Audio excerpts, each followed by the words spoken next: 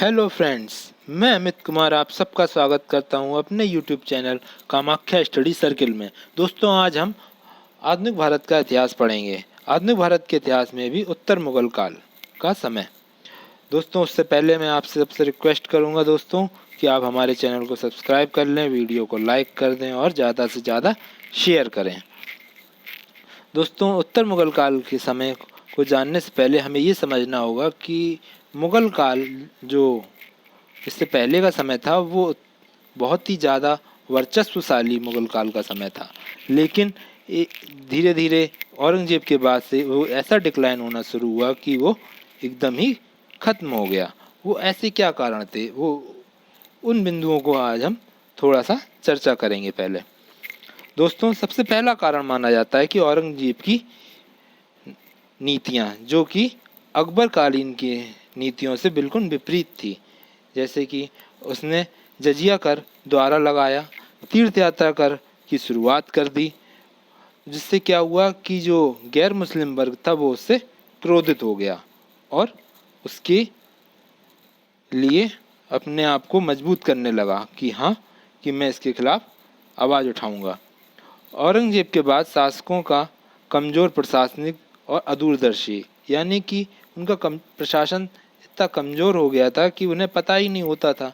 जैसे कि आप बहादुर शाह प्रथम को ले लो कि वो शाह बेखबर के नाम से प्रसिद्ध हो गए कि उन्हें कुछ पता ही नहीं है। अदूरदर्शी मतलब कि वो समझते ही नहीं थे कि आज हम जो कर रहे हैं वो उसका कल क्या परिणाम होगा। उनकी दर्शिता एक तरीके से प्रशासन को लेकर ख़त्म हो चुकी थी। औरंगजेब की मराठों, अंग्रेज़ों और राजपूतों की और सिखों के प्रति दमन की नीति।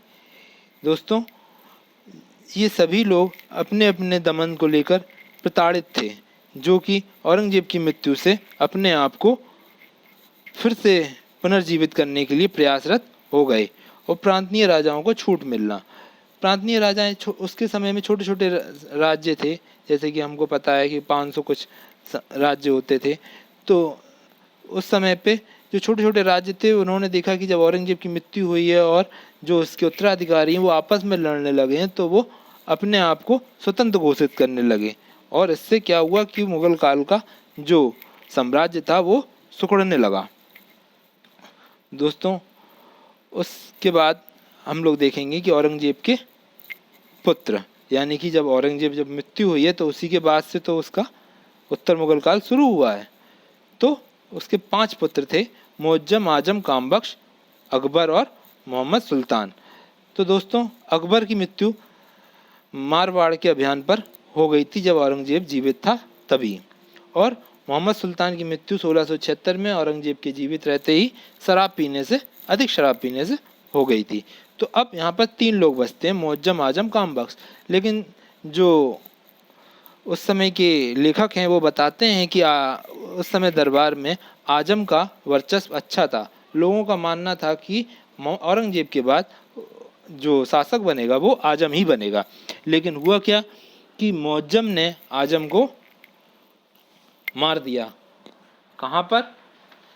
सन 18 जून 1707 को आगरा के निकट जजऊ नामक स्थान पे उसने आजम की हत्या कर दी।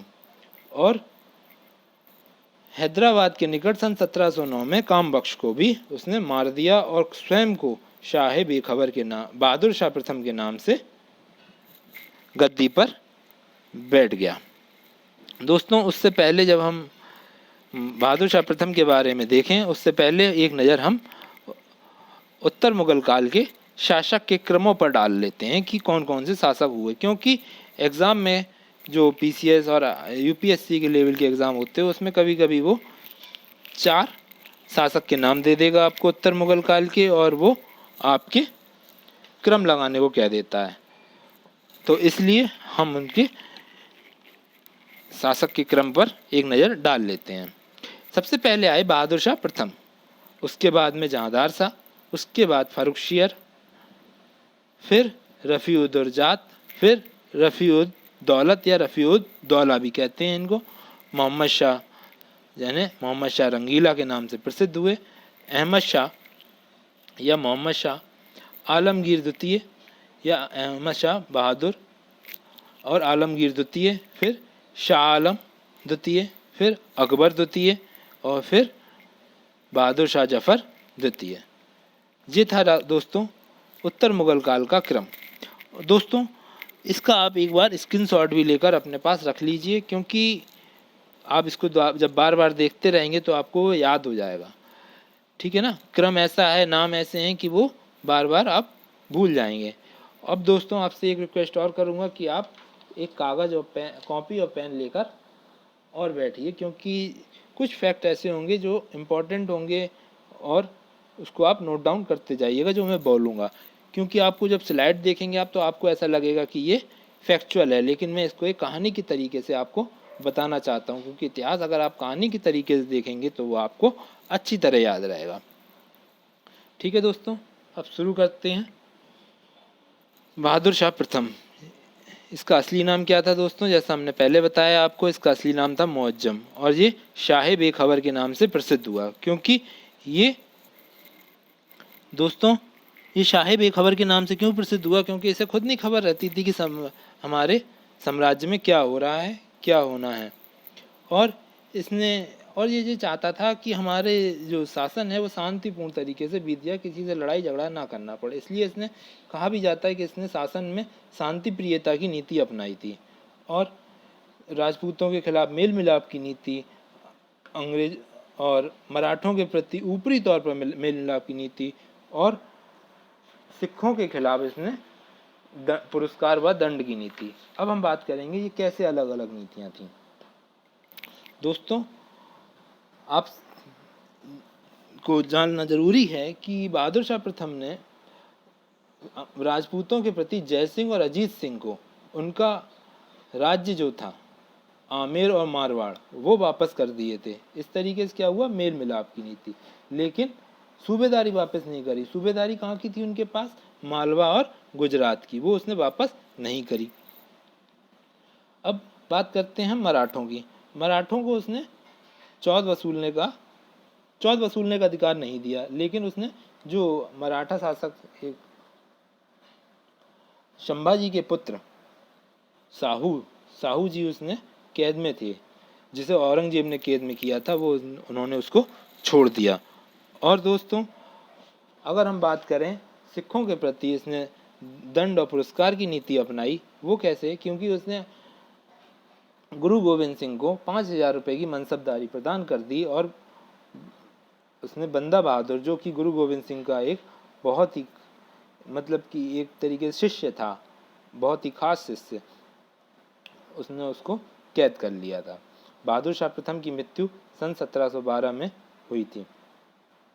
सिडनी ओवन एक लेखक हैं, उन्होंने लिखा है कि ये अंतिम मुगल शासक है जिसके बारे में कुछ अच्छे शब्द कहे जा सकते हैं। दोस्तों किसी किसी पेपर में वो सीधा सीधा ये स्टेटमेंट दे देगा कि ये किसने कहा है, तो आपको पता होना चाहिए कि सिडनी ओवन के द्वारा ये बात कही गई थी। और एक बात दोस्तों कि इसके काल में जागीरों का बंटवारा बड़े पैमाने पर किया गया था।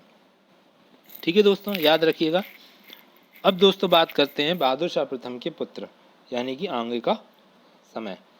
तो बहादुर शाह प्रथम के 4 पुत्र हुए, जहांदार शाह, अजी उस्मान, रफ़ी उस्मान और जहान शाह। अब अगला शासक बनता है जहांदार शाह। ये किससे बनता है? ये ईरानी गुट का नेता होता है, एक जुल्फ़िकार खां, जिसकी दरबार में अच्छी पकड़ होती है, तो वो उसकी मदद से जहांदार शाह शासक बनता है। और दोस्तों ये कुल 10 माह के लिए बनता है। और इसने क्या काम किया? इसने जजिया कर और तीर्थ यात्रा कर को समाप्त कर दिया। इसने भी राजपूतों के साथ में मेल मिलाप की नीति अपनाते हुए क्या किया कि जय सिंह को मिर्ज़ा राजा की और अजीत सिंह को महाराजा की उपाधि प्रदान कर दी, और उन्हें उनकी सूबेदारी भी वापस कर दी, जो बहादुर शाह प्रथम ने नहीं की थी।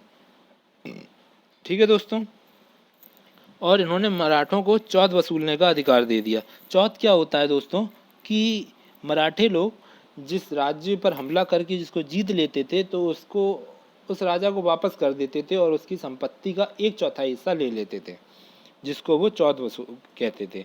तो उनको वसूलने का अधिकार दे दिया, लेकिन उसने कहा था कि वसूलेगा कौन?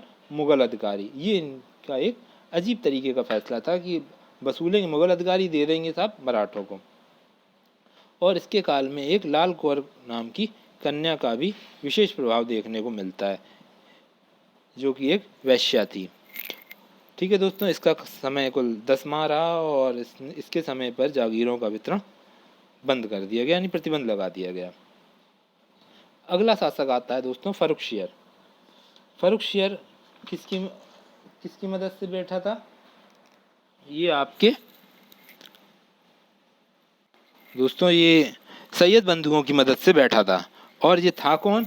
ये बहादुर शाह प्रथम का जो पुत्र था अजीज मुस्सान, उसका पुत्र था फर्रुखशियर।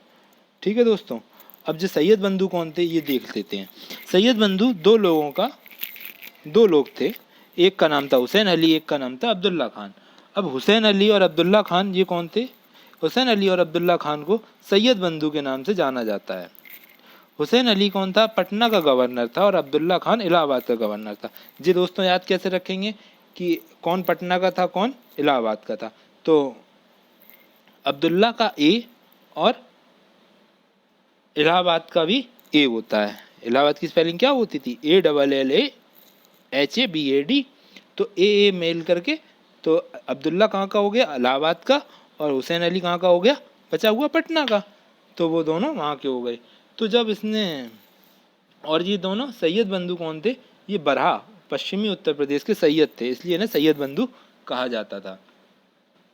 अब फर्रुखशियर को उसने, चूँकि फर्रुखशियर को उन्होंने गद्दी पर बैठाला था तो उन्होंने, उसका भी कुछ दायित्व बन रहा था, तो उसने क्या काम किया कि हुसैन अली को मीर बख्शी बना दिया और अब्दुल्ला खान को वज़ीर। वज़ीर कौन होता है? एक तरीके से वित्त मंत्री यानी फाइनेंस मिनिस्टर।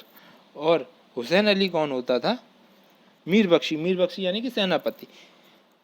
अब आप देखिए कि ये दोनों ही आपस में जब मिल जाएं तो एक तरीके से पूरा साम्राज्य इनके हाथों में हो गया, सैन्य बल भी और वित्त बल भी, धन बल भी। तो क्या हुआ कि ये लोग अपनी पूरी तरीके से उस पर कब्जा कर लिया। अब कब्जा करने के बाद उन्होंने क्या किया कि फर्रुखशियर को उन्होंने दरकिनार करना शुरू कर दिया कि हाँ, कि वो खाली एक नाम मात्र का ही राजा रह गया था उस समय। और फर्रुखशियर ने क्या काम किया कि जो जहांदार शाह ने उसके मराठों को काम दिया था कि भाई आप चौथ वसूल नहीं सकते हैं, आपके पास चौथ का अधिकार होगा लेकिन वसूली कौन करेंगे? मुगल सैनिक। तो उसने, फर्रुखशियर ने उनको 6 मुगल प्रांतों में चौथ और सरदेश मुखी वसूलने का अधिकार दे दिया। अब दोस्तों एक सवाल उठता है कि सरदेश मुखी क्या होती है, यहीं पर समझ लेते हैं। सरदेश मुखी होती है आपकी कि चौथ में क्या करते थे, वो उनको वापस कर देते थे और 1/4 वापस धन ले आते थे। लेकिन सरदेश मुखी में क्या होता था कि उन्हें वापस नहीं करते थे, एक तरीके से उन्हें, जैसे कि वो कृषि में होता है कि बटाई पर दे देते हैं खेत की, काम आप करिए, उसी तरीके से उनको उनका राज्य बटाई के तरीके से दे देते थे और उनसे 1/10 वसूल लेते थे। तो क्वेश्चन ये बन जाता है कि सरदेश मुखी में कितना लेते थे? तो 1/10। और चौथ में कितना लेते थे? 1/4। ठीक है, तो जब 6 मुगल प्रांतों में उसने चौथ और सरदेश मुखी वसूलने का अधिकार दे दिया मराठों को, तो मराठों ने भी अपना दायित्व को दिखाते हुए कि हाँ, कि हम आपके बहुत ज़्यादा वो खास हो गए हैं, तो उन्होंने भी 15,000 घुड़सवार की मदद कर देने का वादा कर दिया। अब फर्रुखशियर के समय पर ही बंदा बहादुर की हत्या की गई थी। अब बंदा बहादुर कौन है? ये वही है गुरु गोविंद सिंह का जो शिष्य था। ठीक है ना। और इसको किसने पकड़ा था? क्वेश्चन ये भी बनता है दोस्तों कि ये किसके समय में पकड़ा गया? ये बहादुर शाह प्रथम के समय पे पकड़ा गया। किसके समय पे मृत्यु हुई? फर्रुखशियर के समय पे मृत्यु हुई। ठीक है दोस्तों, अब फर्रुखशियर ने एक काम और किया कि 3,000 रुपये पर अंग्रेजों को कर मुक्त व्यापार करने की अनुमति दे दी कि आप 3,000 रुपये सालाना भुगतान कर दीजिए और आप कितना भी व्यापार कीजिए। इसको ही दस्तक के नाम से जाना जाता है। और आगे पढ़ेंगे हम लोग कि इन्होंने उसका बहुत ही फ़ायदा उठाया अंग्रेज़ों ने इस दस्तक का, भारत को खोखला करने में।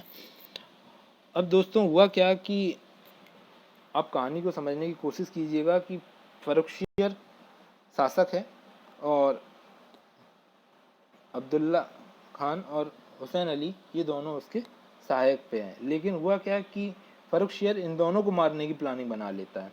लेकिन होता क्या है कि इसकी खबर इन दोनों को हो जाती है, सैयद बंधुओं को। तो सैयद बंधु क्या काम करते हैं कि जाके मराठा पेशवा बालाजी विश्वनाथ से मिल जाते हैं और एक प्लानिंग करते हैं कि फ़र्रुखशियर को ही मार दिया जाए, और वो प्लानिंग में सफल हो जाते हैं और वो फ़र्रुखशियर की हत्या कर देते हैं। इस तरीके से अगला जो शासक बनता है वो रफ़ीउद्दौला बनता है। ये क्या था, ये एक बहुत ही कम समय के लिए शासक बनते हैं ये लोग, जिनका कुछ किताबों में वर्णन मिलता भी है, कुछ में नहीं मिलता है, कुछ इग्नोर कर देती हैं इनको। तो दोस्तों इनका क्या काम, इनके समय पे क्या काम हुआ कि सैयद बंधुओं ने मराठों के साथ